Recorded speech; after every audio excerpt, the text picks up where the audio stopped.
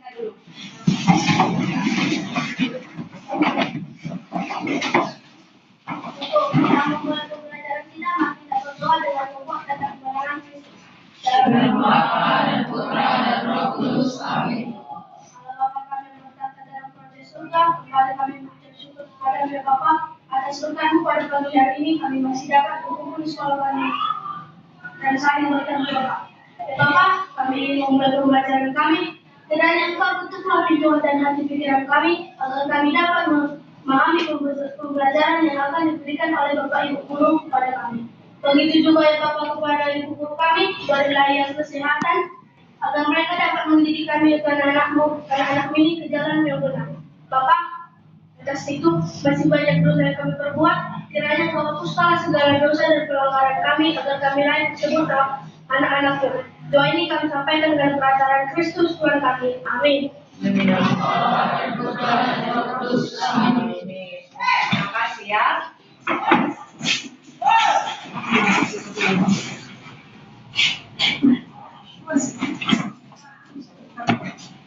Oke, baik. Hari ini seperti yang dikatakan tadi, kita masuk dalam pembelajaran selanjutnya, yaitu bab 3. Panggilan dan perutusan murid Yesus. Siapa masih ingat apa materi kita minggu lalu? Mengenai apa? Coba. Apa?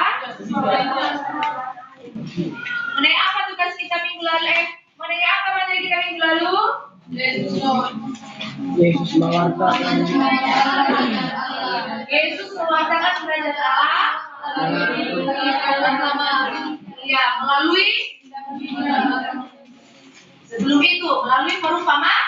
Baru yang kedua melalui tindakan dan mujizat. Maka sekarang kita masuk ke materi selanjutnya, yaitu panggilan dan perutusan Yesus, murid Yesus. Baik. Jadi kita sudah berdoa, kita mau masuk ke pembelajaran. Mari kita simak sama-sama dulu yang menjadi tujuan pembelajaran kita hari ini, yakni peserta didik mampu memahami makna panggilan dan perutusan Yesus Kristus pada para muridnya untuk mewartakan kerajaan Allah sehingga dapat ikut ambil bagian mewujudkan kerajaan Allah dalam kehidupan sehari-hari. Boleh kita sama-sama lagi membaca, nak? 1, 2, 3 ya.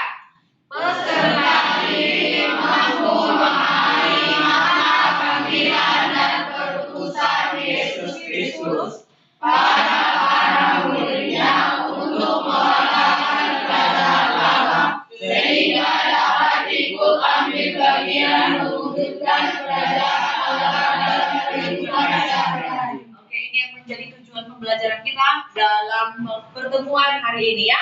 Kita boleh simak atau kita simpan dalam benak kita. Kita lanjut. Nah, sekarang yang menjadi bagian dari pokok materi kita hari ini ada 2 bagian, yaitu yang pertama apa itu? Yesus memanggil murid-muridnya. Yang kedua, setelah Yesus memanggil murid-muridnya, maka mereka akan diutus. Kita lihat yang pertama. Siapa di sini yang pernah mendapat panggilan tiba-tiba?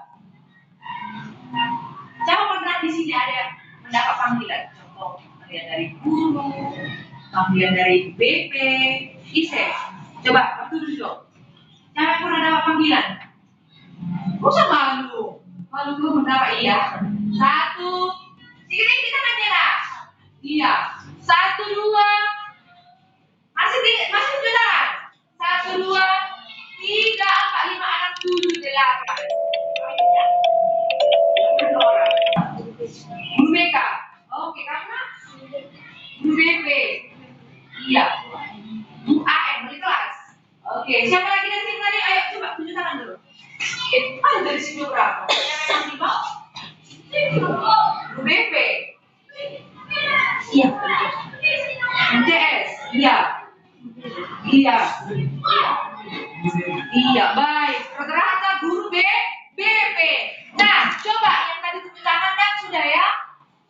Yang dipanggil oleh guru BP, wali kelas, pernah nggak kamu dipanggil sama temanmu yang lain?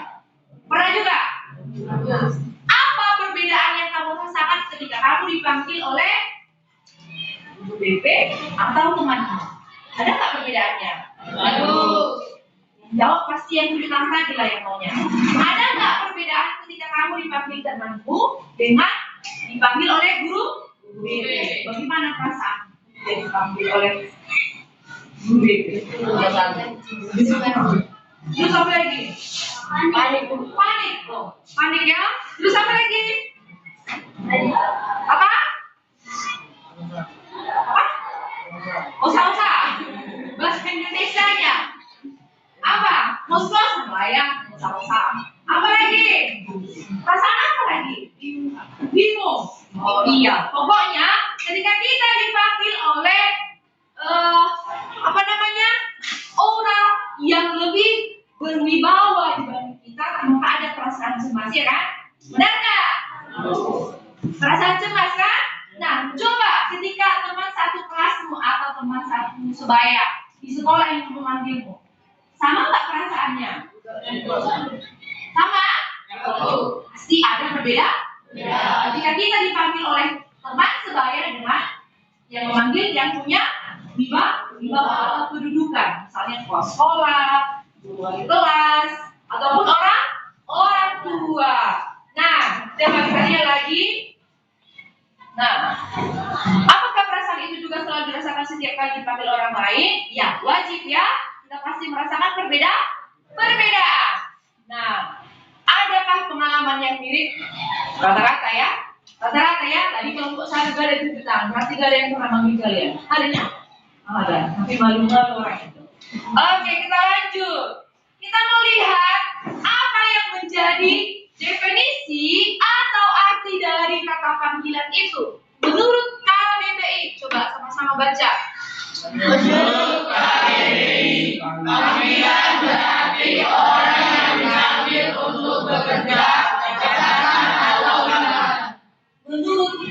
Sesat bahasa Indonesia.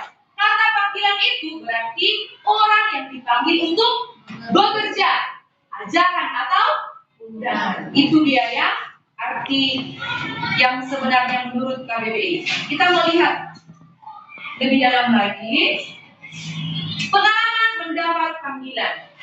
Ini penjelasannya lagi anak. Bisa menjadi pengalaman yang biasa, tetapi juga bisa menjadi yang luar biasa, tergantung orang yang memanggilnya, seperti yang disampaikan tadi. Yang kedua, menjadi luar biasa atau istimewa bila yang memanggil itu mempunyai wibawa atau berwibawa atau punya keistimewaan. Contoh, tadi menurut sesuai dengan lingkungan sekolah.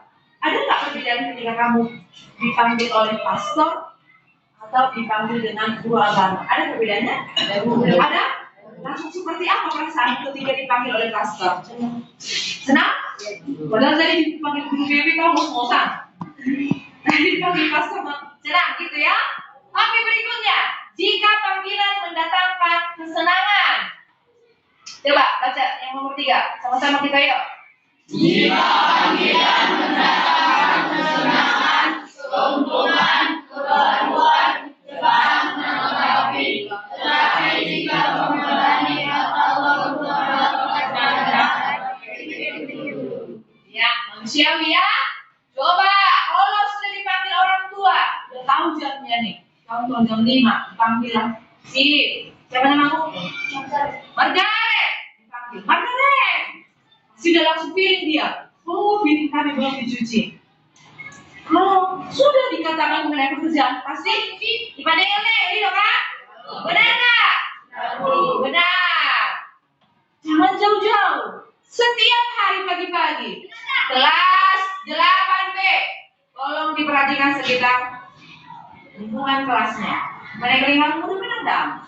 Kalau ada panggilan dari guru PK, pada kenal dong.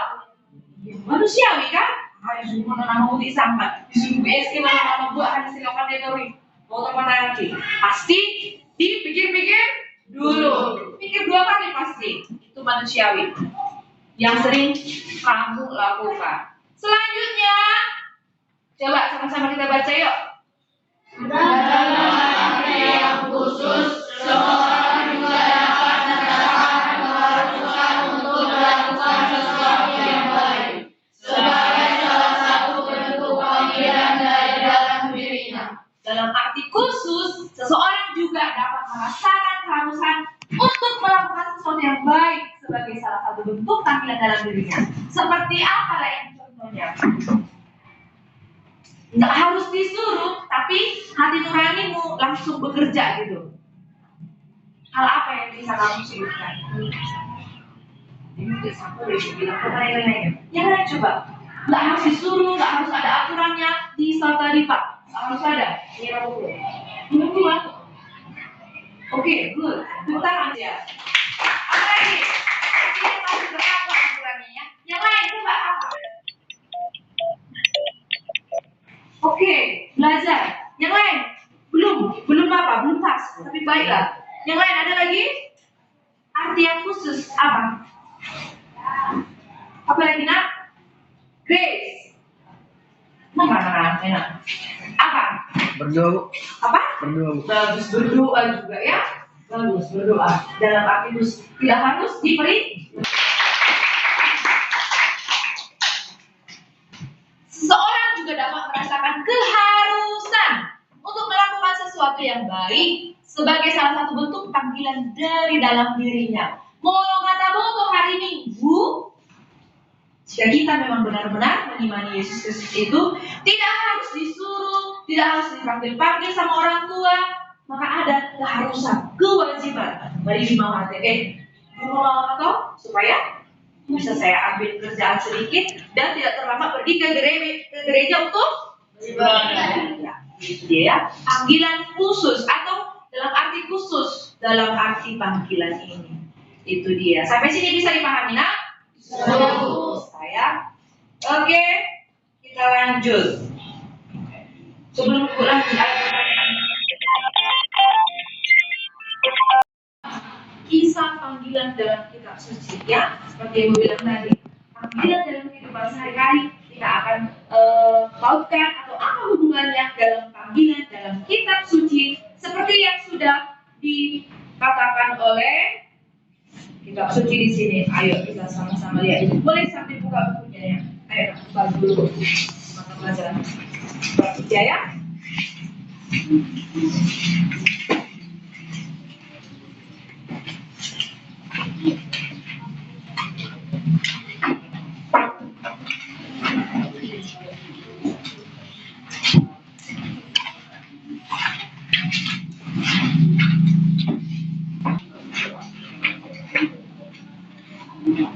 Sudah semua membuka bukunya nak? Sorry bab 3, bab 2 nak, bab 2-nya.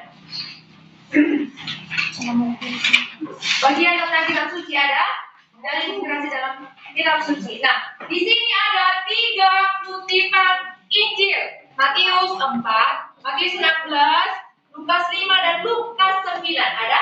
4? 1, 2, 3, 4. Oh, Pak kelompok kita ya.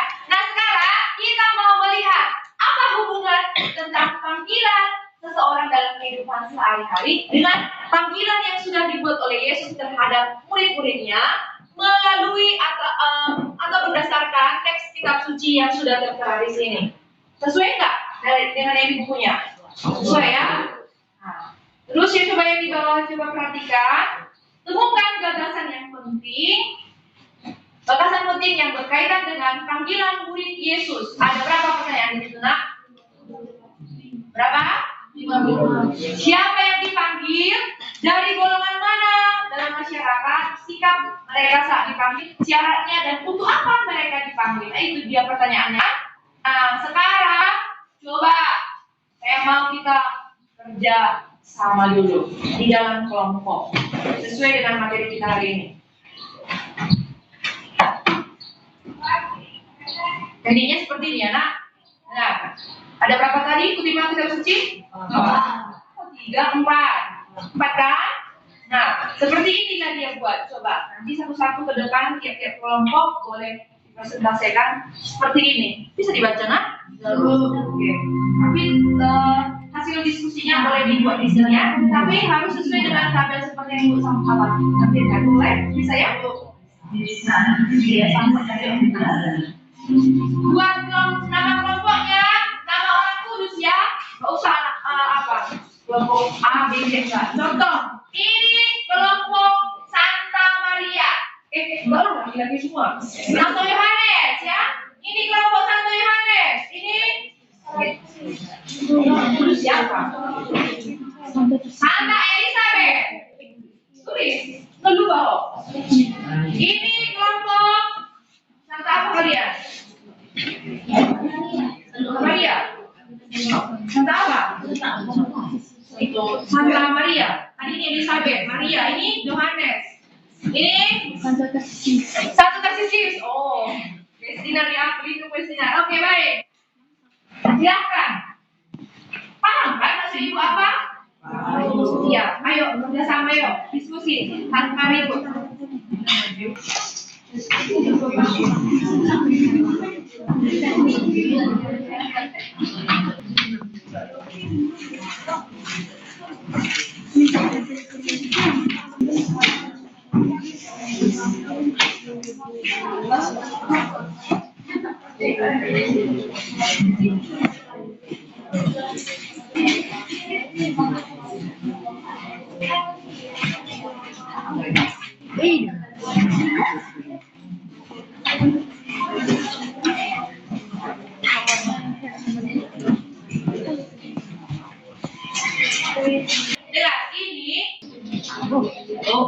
Apa?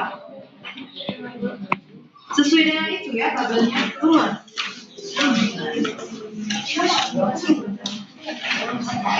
Pertanyaannya kan ayo cepat Tuhan.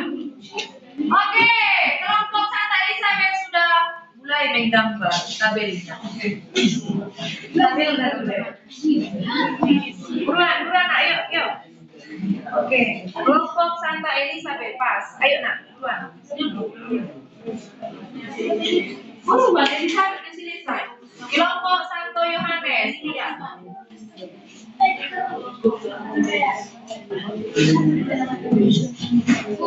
Oh. Apa?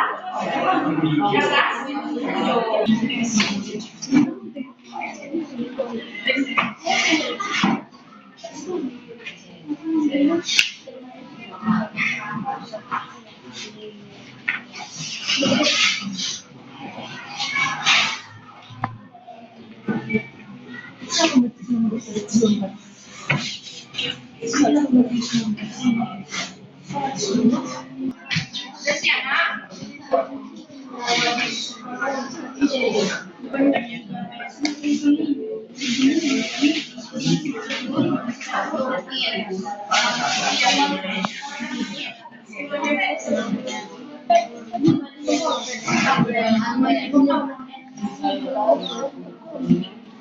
Jika kamu membaca satu ayat, harusnya udah dapat. Ayo udah, Mari ya udah.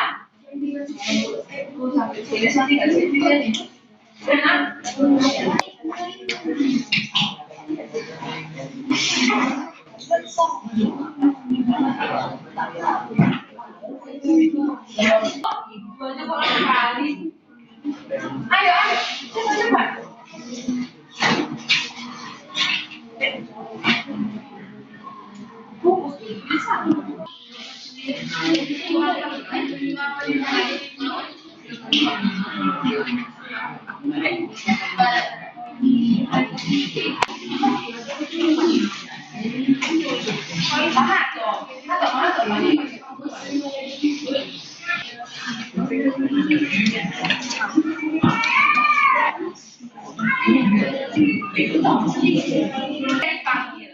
Saya rasa ini pertanyaannya sangat gampang.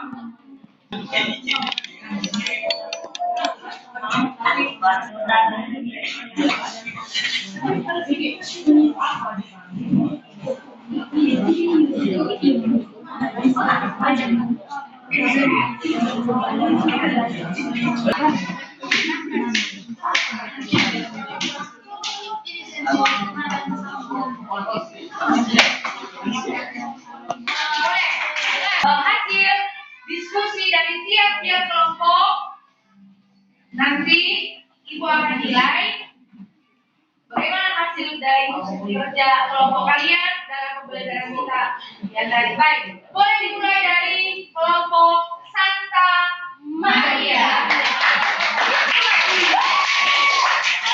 Ayo Alia. Siapa ya? Baik, langsung.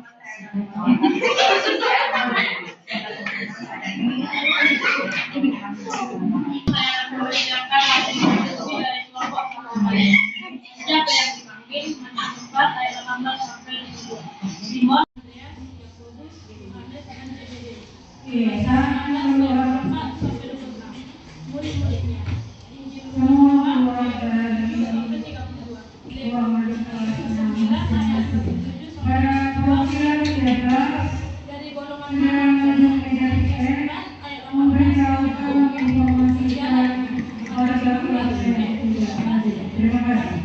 Murid-murid Yesus. Injil Lukas ayat 5 sampai 27 sampai 32. Menurut Lukas 9 ayat 27 sampai 62 membaca. Siapa mereka? Jika mereka saat dipanggil, Matius 4 ayat 18 sampai 22 kebingungan. Matius 16 ayat 24 sampai 26 ragu-ragu. Injil Lukas 5 ayat 27 sampai 32 bersungut-sungut. 9 ayat 27 sampai 62 sedih. Siap mengikuti Yesus. Matius 4 ayat 18 sampai 22 percaya kepadanya. Matius 16 ayat 24 sampai 26 harus menyiapkan dirinya dan harus memikul salib. Injil Lukas 5 ayat 27 sampai 32 datang untuk bertobat. Lukas 9 ayat 27 sampai 62 orang yang siap untuk membaca tetapi tidak menoleh ke belakang.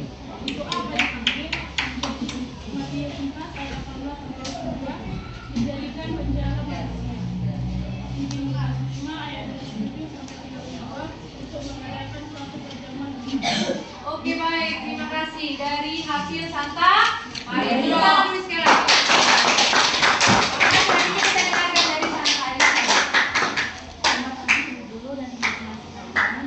Hari ini saya ingin membacakan presentasi dari kelompok Santa Elizabeth, yaitu kisah panggilan dalam kitab kecil.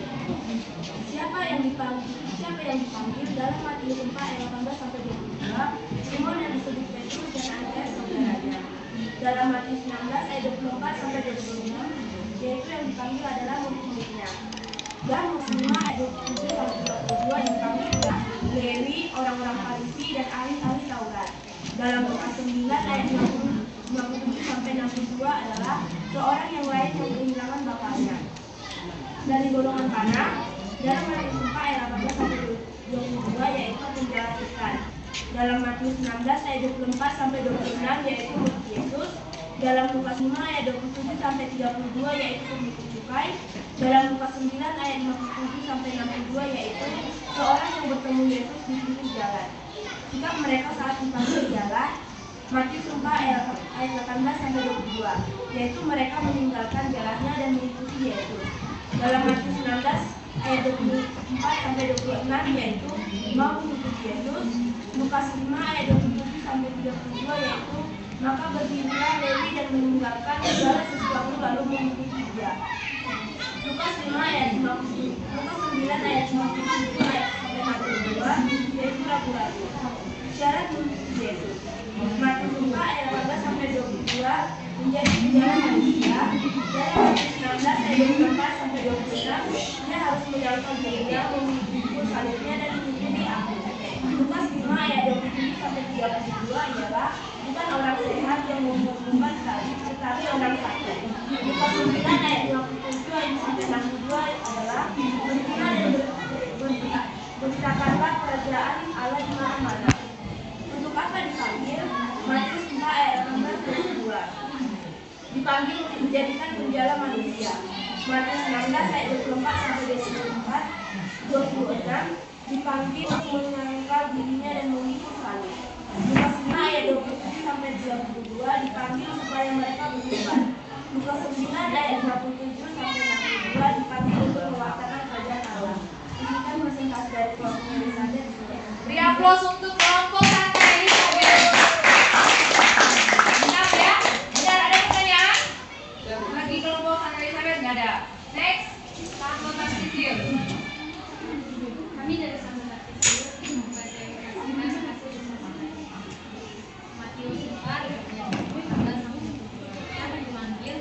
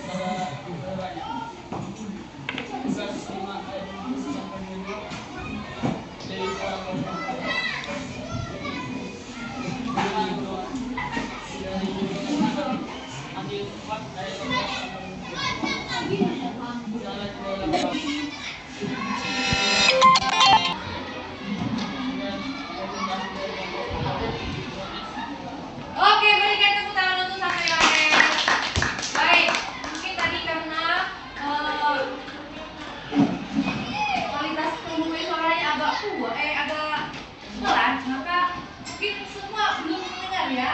Tapi saya mau dari masing-masing perwakilan dari kelompok, masih kalian dengar tadi kan? Apa perbedaan dari hasil tiap kelompok? Di depan ada ya? Ada kan?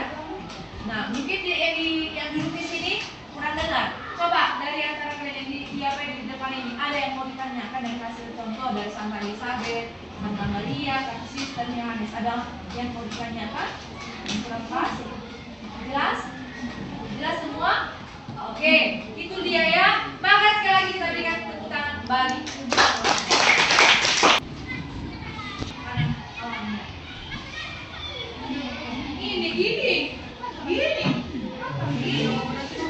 gini.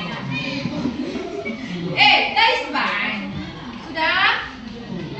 Semua angkat dari bawah. Kayak gini semua. Seperti ini. Jangan tinggi kali. Gini aja, standar. Sudah? Posisi tangan ayo kuat. 2. Oh, kamu nggak bisa ya, nggak apa-apa. Dengarkan ibu, perhatikan.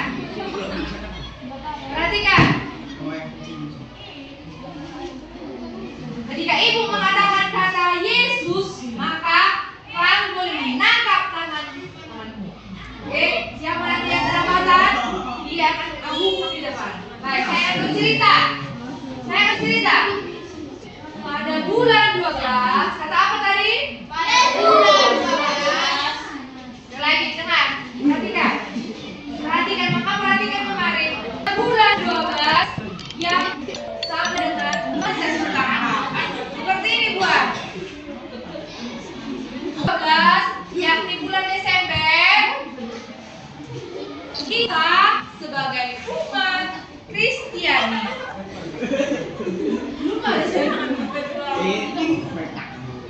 Kristiani terkhusus pada tanggal 25 Desember, kita sebagai umat Katolik selalu merayakan hari kelahiran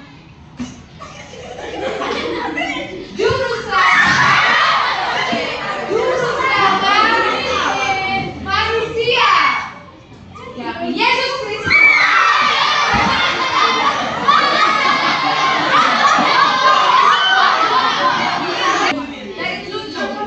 Dari telunjuk yang dibuat, tangan kiri seperti ini. Dan tadi kelahiran Juru Selamat kan? Oke, dengarkan. Halo.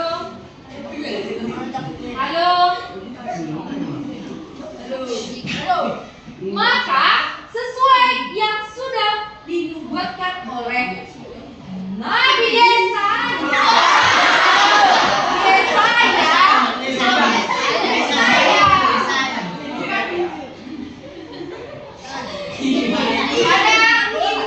Pada ibundanya Maria sebagai bunda yang rahim, rawat Maria mengandung anaknya yang tunggalnya itu Yesus.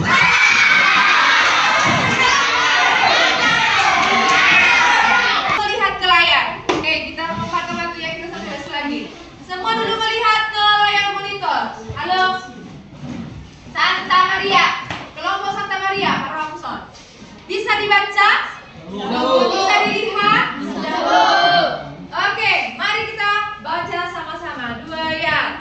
Simon Petrus. Jadi nyanyi? Oke, ayo kita nyanyikan.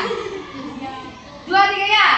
Simon Petrus, Andreas, Yakobus, Yohanes, Filipus, Thomas.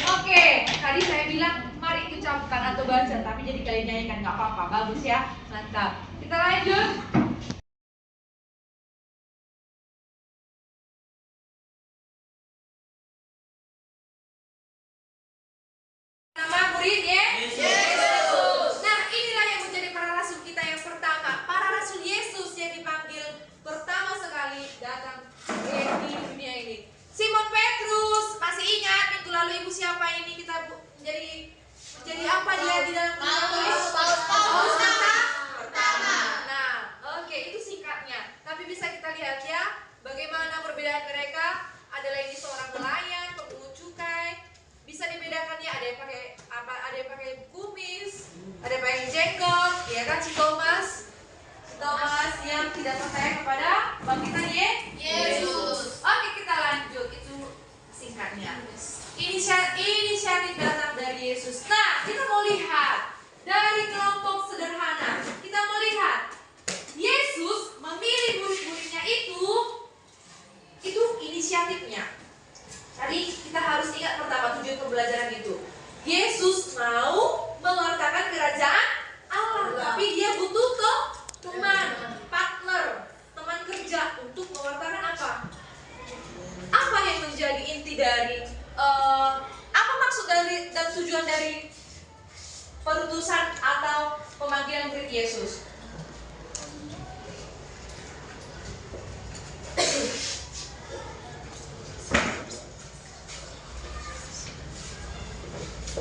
Apa? Ngapain? Coba semua membaca. Inilah yang menjadi visi dan misi Yesus. Makanya butuh teman bekerja atau partnernya dalam mewartakan ini. Lalu coba kita lihat bersama lagi. Dari kelompok yang sederhana lah Yesus memanggil muridnya. Ada seorang nelayan, pemungut cukai, dan ada sebagian orang kaya. Menerima panggilan Yesus itu secara spontan, berani meninggalkan segala-galanya, yakni pekerjaannya, keluarganya, peralatan nafkah hidupnya, dan percaya secara total kepada panggilan Yesus. Seperti yang sudah dipaparkan tadi oleh hasil diskusi itu, ada kan? Ada beberapa tanggapan para murid ketika Yesus memanggil mereka, ya kan? Ada yang ragu-ragu, ada nggak tadi? Ada kan? Ada langsung yang bersedia tanpa pikir panjang, tanpa mikir dua kali. Ayo kita berangkat Tuhan, saya mau ikut Engkau menjadi murid. Katanya kan? Nah, selanjutnya mengikuti Yesus kemana ia pergi. Nah, seperti yang Ibu bilang tadi, tanpa mikir dua kali. Coba, mari kita baca bersama. Syarat menjadi murid Yesus. Nah, ternyata bukan hanya masuk ke SMP Negeri 2 ini kau menjadi murid siswa mempunyai syarat. Ketika kau daftar ke sini punya syarat nggak sih? Ada syaratnya? Apa coba? Masih ingat nggak? Sebelum keluar ijazah SKHUN ya, SKL, baru harus punya kartu keluarga, ya kan? Harus punya kartu keluarga. Baru apa lagi? Dilampirkan juga paspor. Nah, menjadi murid Yesus juga mempunyai syarat. Menurut Matius 8 ayat 18 sampai 22. Kita menghemat waktu ya. Kita lanjut. Katanya yang menjadi syaratnya adalah yang pertama, mau senasib dengan Yesus, yang tidak memiliki apapun untuk menjadikan jaminan kesejahteraan, apalagi memberikan jabatan. Ketika Yesus memanggil Simon Petrus, ada nggak dijanjikan dia jabatan? Simon, jika kau mengikut denganku, akan kujadikan menjadi suatu kepala negara. Ada dikatakan seperti itu? Tidak. Dari penjala ikan menjadi penjala manusia. Ini loh, kembali visi misi Yesus itu. Dia mau mewartakan kerajaan Allah dengan bantuan para murid. Selanjutnya, harus mengambil sikap yang mantap, tidak terlalu banyak pertimbangan. Seperti bilang tadi, tidak mikir dua kali, tidak terikat dengan apa yang menjadi miliknya. Tuhan, aku kan masih punya ladang 100 hektar di sana. Kalau aku ikut Tuhan, bagaimana siapa yang mengelola itu? Enggak, Tuhan nggak mau itu. Tinggalkan semuanya itu dan ikutlah aku. Itu yang katakan Yesus kan? Siap untuk memikul salibnya sendiri, siap menderita demi sesama. Kira-kira di sini ada nggak yang mau menjadi murid Yesus dengan syarat yang seperti ini? Susah ya? Kita lihat. Coba sama-sama baca lah. Iya, berani mengorbankan dirinya untuk orang lain, berkorban. Berikutnya, bersedia tinggal bersama Yesus, berusaha mengenal Yesus lebih dalam, hidup untuk Yesus, terlibat dalam karya perutusannya. Halo, minggu lalu Ibu video tentang kedatangan kunjungan apostolik dari Paus Fransiskus ke Indonesia. Saya udah bilang peran Paus itu apa? Sebagai vikaris Yesus Kristus. Nah, coba ketika kita menonton video yang minggu lalu, saya rasa kalau Yesus hidup di zaman ini dengan hanya melihat Paus aja, saya rasa saya mau langsung mengikuti atau memenuhi syarat ini. Saya akan tinggalkan semua. Saya mau ikuti Yesus karena jaminan hidup keselamatan. Kalian mau nggak sih? Mau? Siapa yang mau? Saya mau langsung. Tinggi kali tangan Ibu Neha. Ada yang nggak mau ini. Ada yang nggak mau ini. Nggak mau diikuti Yesus. Saya mau. Coba semua dulu mengatakan, saya mau ikuti Yesus. 2, 3 ya. Saya mau ikuti Yesus. Oke, turun tangannya. Hanya melihat video Fransiskus aja, Paus Fransiskus aja kita yang datang ke Indonesia ke Jakarta. Selanjutnya, makna menjadi murid Yesus. Ternyata ketika menjadi murid Yesus itu kita mempunyai ada maknanya, ada manfaatnya. Apa yang di situ? Yang pertama, baca yuk, goyang. Bukannya nama Yesus